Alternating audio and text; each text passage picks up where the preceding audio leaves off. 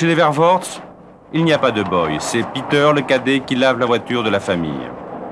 Ne plus dépendre des Noirs pour quoi que ce soit, même pour les tâches les plus subalternes, voilà la règle. On les appelle les Afrikaners et ils font partie de la minorité blanche d'Afrique du Sud et ils sont les plus farouches partisans de l'apartheid. Aujourd'hui, ils ont tout à craindre d'une nouvelle constitution qui donnerait aux Noirs les mêmes droits qu'aux Blancs. Alors, une partie d'entre eux prône l'établissement d'un Bantoustan blanc, c'est-à-dire d'un État indépendant réservé à leur seule communauté blanche. Les Afrikaners, rassemblés au sein de l'organisation Orange Werkers, ont déjà créé en quelque sorte la capitale de leur futur État, une capitale établie dans le petit village de Morganson. Morganson, où je vous propose tout de suite de nous rendre avec notre reporter Hubert Dubois. Regardez. Morganson, un petit village à 250 km au sud-est de Johannesburg. Nous sommes dans la province de l'Orange, dans le fief des Afrikaners les plus radicaux.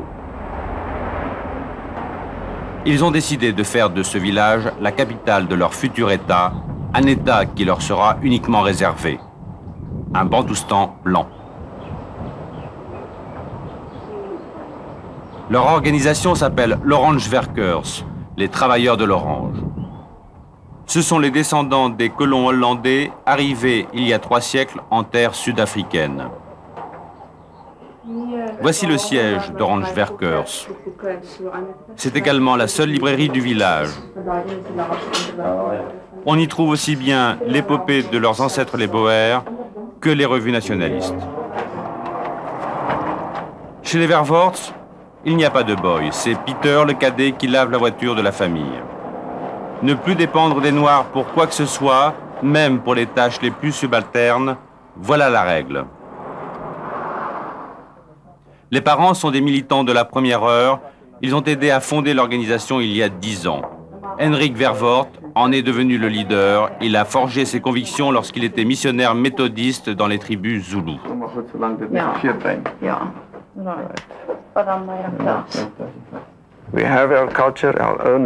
Nous avons notre propre culture, notre propre langue, et nous voulons tout simplement vivre. C'est tout. Le fait est qu'en Afrique du Sud, la plupart des gens ont des cultures différentes, des langues différentes de la nôtre. C'est surtout vrai pour les Noirs. Et c'est toutes ces différences qui nous opposent. Avant de venir ici, les Vervoorts habitaient Pretoria. Ils se sont installés à Morganson il y a 3 ans, lorsque l'organisation a décidé de faire de ce village le laboratoire d'essai des thèses nationalistes. Tous les deux font partie du comité directeur de l'Orange Werkers. Le comité se réunit tous les semestres, mais la réunion d'aujourd'hui est extraordinaire. À l'ordre du jour, les changements politiques consécutifs à la libération de Mandela. Le père d'Hendrik Vervoort était une figure politique connue en Afrique du Sud. Ancien Premier ministre, assassiné en 1966, il fut le principal théoricien de l'apartheid. Les Afrikaners se considèrent comme élus de Dieu. Chaque réunion, chaque assemblée politique commence donc par des prières. C'est vous, Seigneur, qui nous apportez la lumière. C'est vous qui guidez notre peuple vers sa terre. C'est pour vous, Seigneur, que nous voulons la cultiver.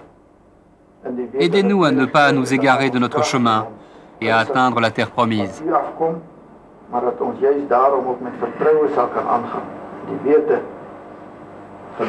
Notre propre travail nous mènera vers notre indépendance. Tel est le mot d'ordre de l'organisation. Certains de ses dirigeants sont venus de très loin, de toutes les régions d'Afrique du Sud où vivent les Afrikaners. Minoritaire, la communauté s'estime menacée. Elle compte au total 2 millions de personnes sur les 5 millions de Blancs et les 30 millions de Sud-Africains, toutes couleurs confondues. L'Orange Werkers revendique quelques milliers de militants. Madame Vervoort possède un magasin de confection. L'accès en est interdit aux Noirs, non seulement pour acheter, mais également pour y travailler. Pendant que leurs amis jouent au golf ou au tennis, les filles Vervoort aident leur mère au magasin. Je pense que la communauté afrikaner est en danger parce que nous employons une trop grande quantité de main-d'œuvre étrangère, de main-d'œuvre noire, si vous préférez. Notre communauté n'apprend pas à travailler parce qu'elle emploie trop de gens pour travailler à sa place. Elle n'a pas pris conscience de l'importance du travail. C'est cela que je m'efforce d'enseigner à mes enfants, que le travail est nécessaire pour vivre et que c'est important de travailler bien. Ma mère ne peut pas tout faire elle-même. Je suis fière de l'aider. Je crois que cela fait partie de l'idéal de vie ici et de notre combat pour notre homeland, pour notre nation. C'est ma contribution à notre cause. Madame Vervoort a refusé de nous révéler son chiffre d'affaires. Le magasin travaille à perte, il est subventionné par l'organisation. En quelque sorte, un magasin juste pour montrer l'exemple. Les Orange Workers ont également mis en pratique leur thèse économique dans 2 fermes et dans cette fabrique de matériel agricole. Elle emploie 2 blancs pour des boulots qui, partout ailleurs, sont réservés aux noirs. Le patron, M. Prinsloo, n'a pas voulu nous dire quel était leur salaire. Est-ce que les blancs travaillent mieux que les noirs? Bien sûr que oui. Ils sont plus compétents, plus qualifiés, et la qualité de leur travail est meilleure. C'est incomparable. Ainsi, l'Orange Workers entend remplacer petit à petit toute la main-d'œuvre noire par une main-d'œuvre afrikaner. Passer du stade expérimental à une véritable économie d'État où les Noirs n'auraient plus aucune place.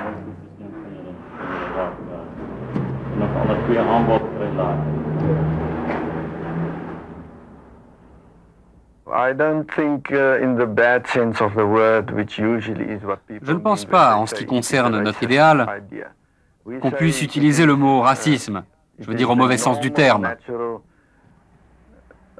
Nous disons que c'est une aspiration normale, naturelle, pour n'importe quel peuple, d'être lui-même.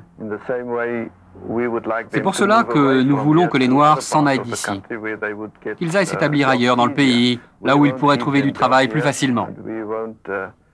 Nous ne leur donnerons pas de travail ici. Nous ne leur donnerons aucune aide pour qu'ils puissent vivre ici confortablement. Nous espérons que cela les obligera à partir spontanément.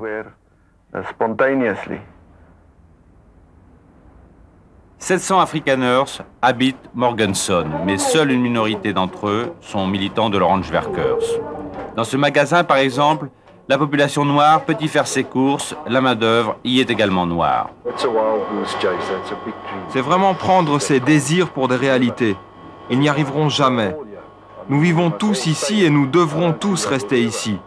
Ce ne sera jamais possible que des Blancs vivent ici, seuls, et travaillent ici, seuls. Ça ne sera jamais possible. Des thèses jugées irréalistes, mais cependant jamais critiquées ouvertement. Ici, à Morganson, aucun Afrikaner ne peut se le permettre. Tous savent que les Noirs vont rapidement acquérir les mêmes droits qu'eux. Mieux vaut être prudent. Un bantoustan blanc pourrait rapidement devenir la seule solution pour pouvoir rester. C'était une utopie de croire qu'on pourrait aller un jour sur la Lune. Mais c'est parce que des gens y ont cru et qu'ils ont fait ce qu'il fallait pour y arriver que ça a été possible. Nous affirmons que c'est la même chose pour notre projet. Nous espérons développer cette volonté pour notre communauté. C'est à ça que nous travaillons et nous y arriverons. Ce n'est pas une utopie. Au niveau économique, je pense que pour nous, les Afrikaners, comme pour les nations européennes, pour les gens d'origine européenne, nous sommes parfaitement capables de construire notre propre économie.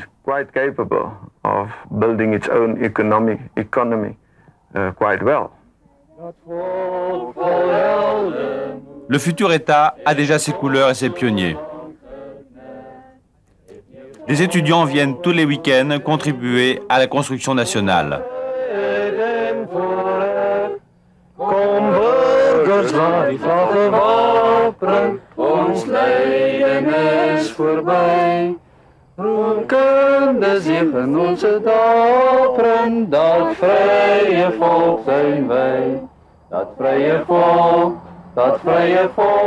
Ce dimanche, ils rénovent une vieille ferme qui servira l'été prochain de camp de travail. Ils seront alors une centaine à prêter main forte aux fermiers pour leur permettre de se passer des noirs pour les récoltes. Pour ces étudiants, nul doute, leur futur État est déjà une réalité.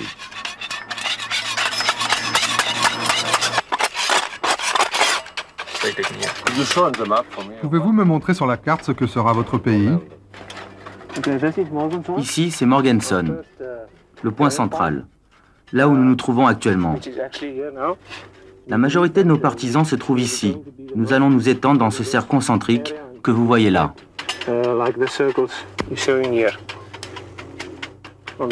Sur cette carte, voilà où nous pensons pouvoir nous établir. Ça sera quelque chose comme ça.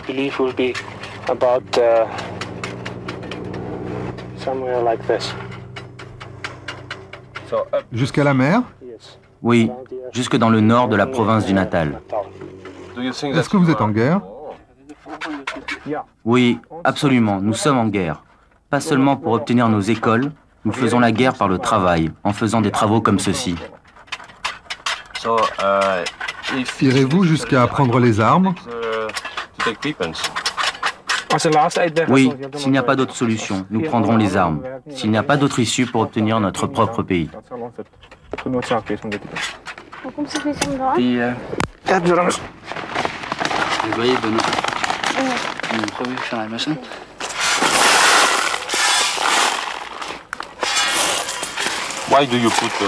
Pourquoi est-ce que vous plantez un arbre ici? Nous plantons un arbre, c'est le symbole de l'éternité. Nous plantons pour montrer notre détermination à rester ici, sur notre terre.